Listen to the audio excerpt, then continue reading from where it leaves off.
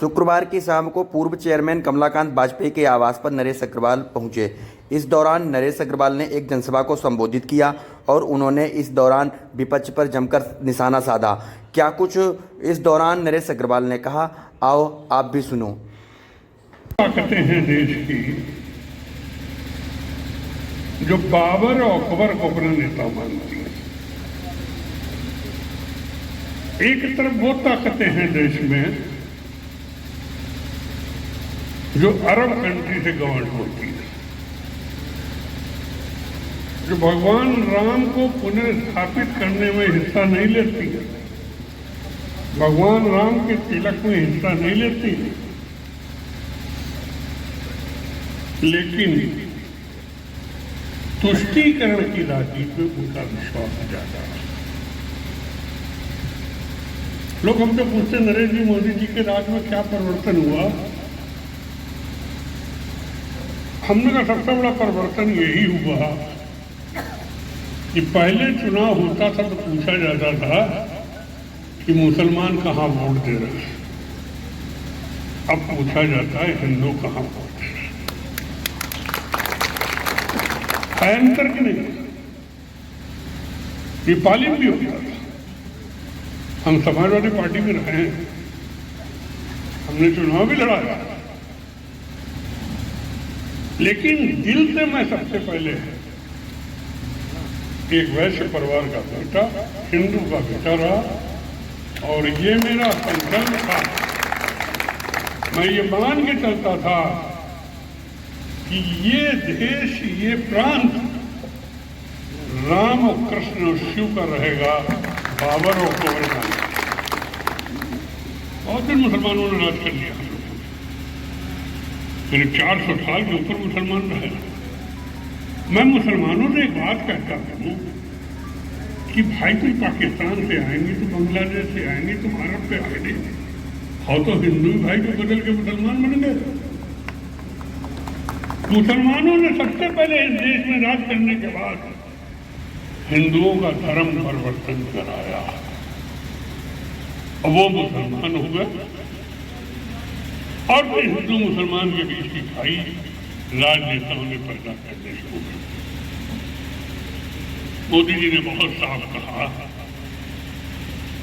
कि देश हमारा देश रहेगा, हिंदुओं का देश। और हम ये एक कानून इसी मारे लाए कि विश्व में कहीं भी कोई हिंदू सताया जाएगा तो हिंदुस्तान आएगा तो सबसे पहले उसको निषेध का हम देंगे। मुसलमान लोग उसका विरोध करते क्यों कर रहे हैं, हमने समझ पाए। तुष्टीकरण की राजनीति में आप कुछ भी कर लीजिए, लेकिन देश तो हिंदुओं का रहेगा। विश्व में एक ही देश, हिंदुओं का देश। अब अंग्रेज अपने को अंग्रेज कहलाएंगे, पारसी अपने को पारसी कहलाएंगे, तो हम क्यों नहीं हिंदू कहलाएंगे अपने आप को? हिंदू है तो हिंदू है, हिंदू हमारी शान, मान, सम्मान है। और मैं आप सबसे बात कहने आया कि अगर धर्म को जिंदा रखा तो दो जाति जिंदा रखे, ब्राह्मण बनिया। हम पैसे से धर्म को जिंदा रखें और आप पूजा से धर्म को जिंदा रखें। एक सिक्के के अगर दो पहलू कोई हैं तो वैश्य और ब्राह्मण। हम लोग तो ब्राह्मणों की पूजा करते हैं। ब्राह्मण अगर सबसे ज्यादा कोई धर्म को स्वीकार है तो वैश्य को स्वीकार। और मैं तो फिर नेता रहा ठहरा, करेला ऊपर नदीम चढ़ा। मैंने हरदम कोशिश की कि कोई आदमी खाली हमारे घर से लौट ना पाए। और एक जमाने में मैं उत्तर प्रदेश की ताकत में सर्वोच्च ताकत करता, लेकिन मैंने हर कोई की किसी व्यक्ति को खाली करने नहीं जाने दिया। और आज अगर देश में नाम हमने पैदा किया तो कहीं भी जाओगे तो हरदोई का नाम लोगे तो कौन नाम पूछा जाएगा? हमारा नाम पूछा, इज्जत। ये भी नहीं कोई गाली देके कहेगी बड़ा खराब नेता था, वाह वैसा था। जो कुछ कर सकता था मैंने तो। और आज इससे विस्तार निकल रहा हूं भाई भाजपा तो हरदोई से दोनों सीट जीत के चली थी। हम ब्राह्मण नहीं है, लेकिन ब्राह्मणों के साथ रहते तो भविष्यवाणी जीत पाए। कल हरदोई में जैसे हिंदुओं को धर्म परिवर्तित देकर के मुसलमान बनाया गया था, वैसे कल सपाइयों बसपाइयों का धर्म परिवर्तन करके उन्हें हिंदू हम बना रहे हैं। कल एक बहुत बड़ा समारोह कर रहे हैं जिसमें इस लोकसभा क्षेत्र के करीब 3000 लोग अन्य पार्टियां छोड़ के भारतीय जनता पार्टी में शामिल हो रहे हैं। और उसी में कमलाकांत जी को भी मैं शामिल करने आया, हैदराबाद वाले मिश्रा जी को भी शामिल करने आया, साथियों को भी शामिल आया।